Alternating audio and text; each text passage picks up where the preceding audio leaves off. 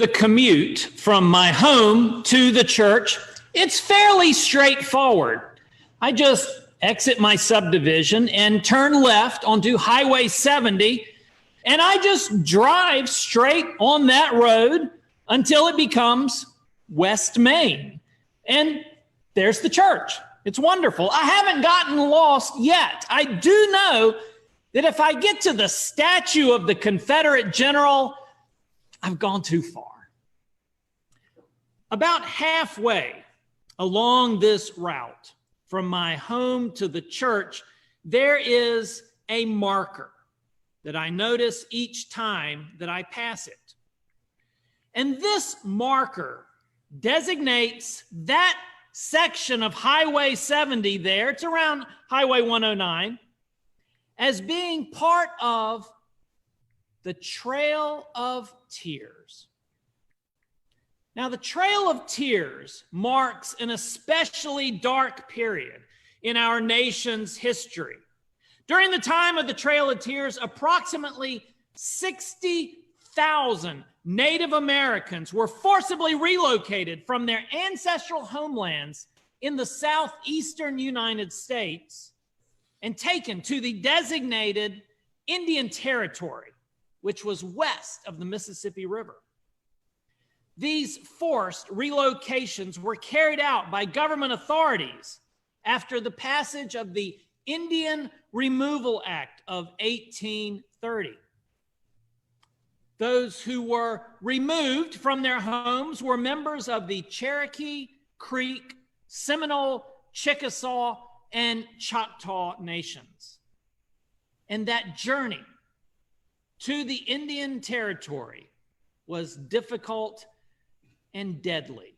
Thousands died along the way of exposure, starvation, and disease.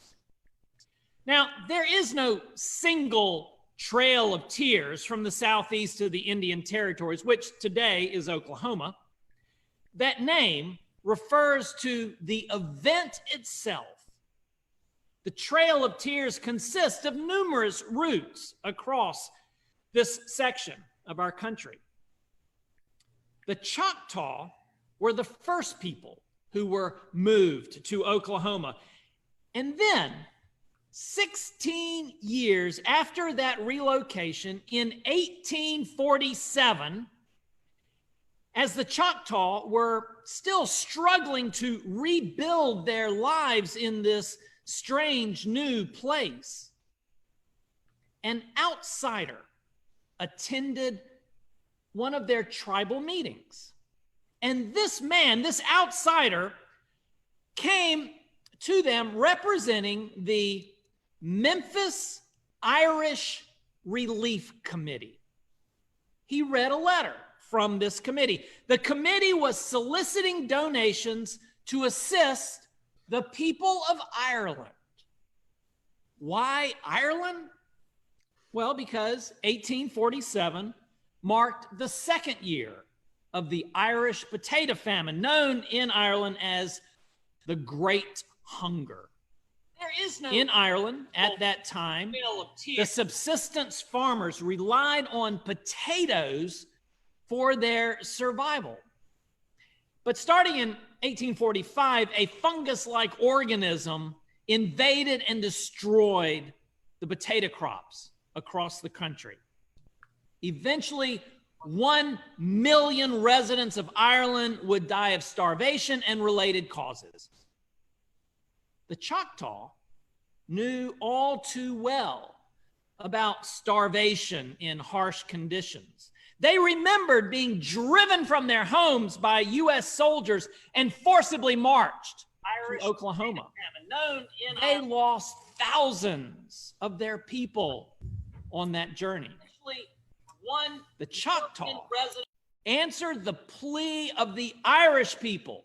Anonymous individuals pledged a total of $170. Now, that doesn't sound like much to us, but adjusting for inflation today, that would equal about $5,000, which is a monumental amount of money for an impoverished community to donate to a people that they had never met.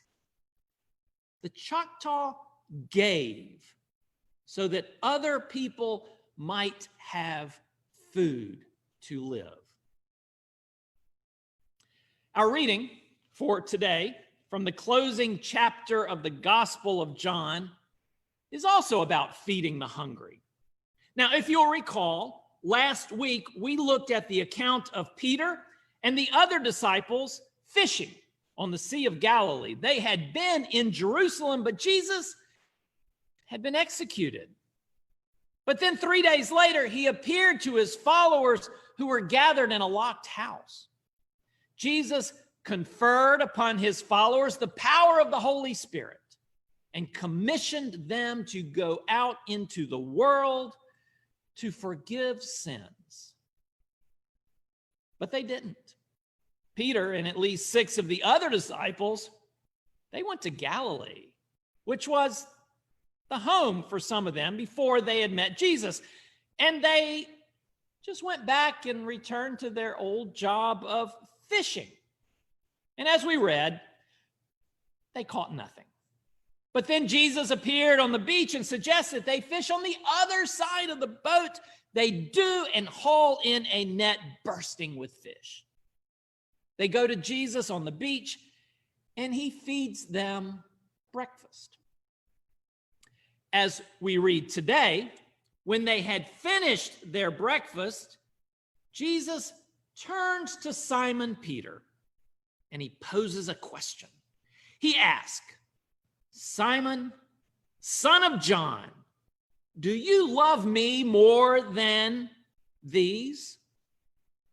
Now, first of all, it's interesting that Jesus uses Peter's legal name here. Peter is just a nickname. It means rock. Today, we would probably call him Rocky. But Jesus employs Peter's full name as if to remind us that Jesus knows exactly who Peter is. Earlier in John's gospel, Peter describes the relationship between a shepherd and the sheep. He says, the shepherd calls his own sheep by name, and they follow him. Jesus calls Peter by name, asking if he loves him more than these. Unfortunately, we don't know what these refers to. We can't see what Jesus was pointing at. Our first assumption is that Jesus is asking Peter if he loves him more than he loves these disciples, the others who were there with them. But I've always thought that was a rather harsh thing for Jesus to ask. It's like a parent asking one of their children, "Do you love me more than you love your brothers and sisters?" Instead, I like to think that Jesus is pointing at the boat and the fishing nets, and he's asking if Peter loves him more than he loves his old way of life, before he met Jesus. Peter responds to this question, "Yes, Lord, you know that I love you." So Jesus tells him, "Feed my lambs." And this simple command, these 3 words, they mark Peter's transition from being a fisherman to becoming the shepherd of Jesus' people. That account of the disciples catching that net full of fish is commonly regarded as an evangelism story. Jesus showing his disciples how to bring people to the faith and how rich the offering is out there of people. But we know that there's more to it than just that. You can't catch fish in a net and then drag the net up on the beach and forget about them. They'll die and rot and become a huge stink. You can't invite people to Christ and then ignore them. They need to be cared for like sheep. They need a shepherd to guide and protect them, to provide them with spiritual nourishment. They come to Christ because they are hungry. That is why Jesus commands Peter to feed my lambs, tend my sheep, feed my sheep. 3 times Jesus puts that question to Peter, do you love me? And each time Peter says, yes. But the 3rd time Peter gets a bit testy because Jesus keeps asking him the same question. I find it enlightening that Jesus repeats this question 3 times because doing so magnifies the significance of that question. What if every major inquiry in our lives were repeated like that? What would it be like? For example, I've got some weddings on the calendar coming up in the fall. What if in those weddings, I pose the marriage question 3 times? What if I ask the groom, do you take this woman to be your wife? And the first time he would say, yes, of course. Just like she had instructed him to do. But the second time, he might say yes, a bit more forcefully because, he'd already said it once. And the 3rd time, he might say, hey, I've answered you twice now. Why don't you believe me? And it's that 3rd time that underscores the magnitude of the question, that this is important. In Peter's case, the thrice spoken question brings to mind his own behavior just a few days earlier when he was asked if he was associated with that man, Jesus. And 3 times he is asked, and 3 times Peter denies knowing Jesus.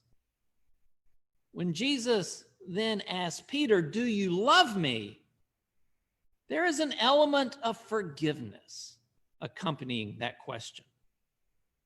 Jesus knows Peter. He knows what he's done, and yet he forgives. And not only does he forgive, but he charges Peter with shepherding his sheep, a most vital occupation. And as we know, Peter goes on to become a great shepherd of the church.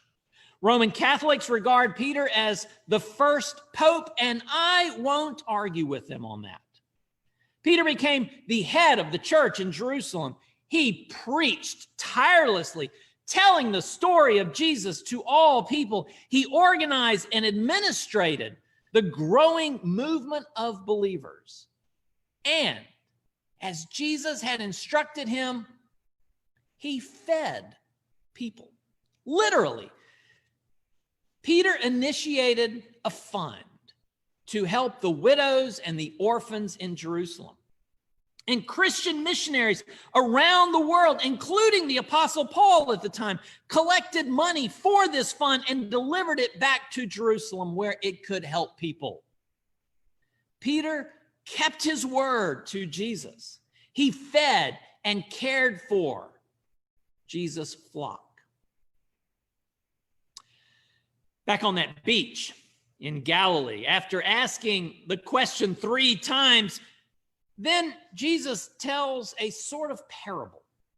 He tells Jesus, when you were younger, you used to fasten your own belt and go wherever you wished. But when you grow old, you will stretch out your hands, and someone else will fasten a belt around you and take you where you do not wish to go. On first reading, it sounds like Jesus is describing anyone's life.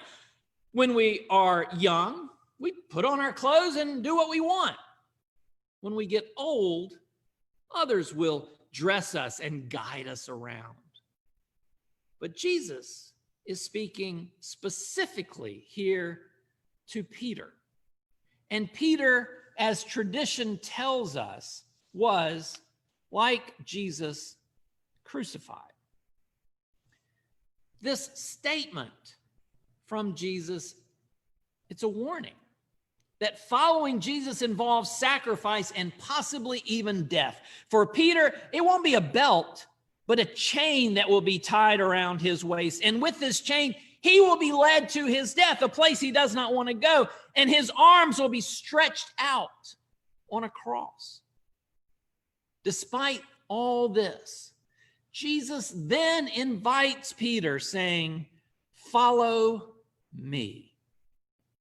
And Peter does follow Jesus, and he becomes a leader of those who also follow Christ.